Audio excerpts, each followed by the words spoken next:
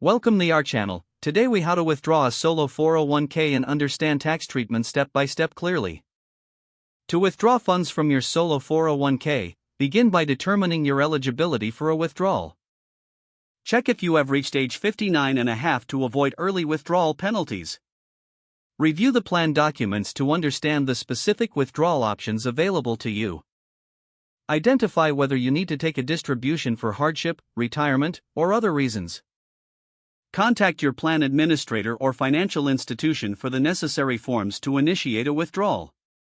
Complete the withdrawal request form, making sure to include all required information. Submit your withdrawal request through the specified method, either online, by mail, or in person. Keep track of the processing time as withdrawals can take several days to weeks. Once approved, you'll receive the funds, which can be sent via check or direct deposit. It's crucial to understand the tax implications of your withdrawal. If you withdraw before age 59 and a half, be prepared to pay a 10% early withdrawal penalty. Additionally, withdrawals are subject to ordinary income tax at your current tax rate. Consider consulting with a tax professional to understand how this will affect your overall tax situation. If you opt for a loan instead of a withdrawal, ensure you adhere to repayment terms to avoid tax consequences. Document the withdrawal in your records to keep track of your plan balance and tax liability.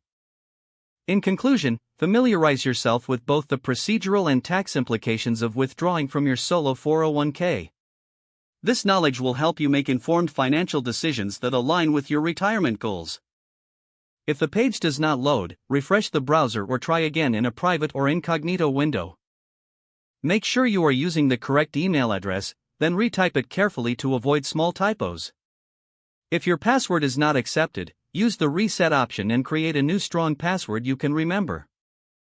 Check your spam folder for verification or security emails, then complete any requested confirmation steps. Enable two-factor authentication if available to improve account security and reduce unauthorized access risk.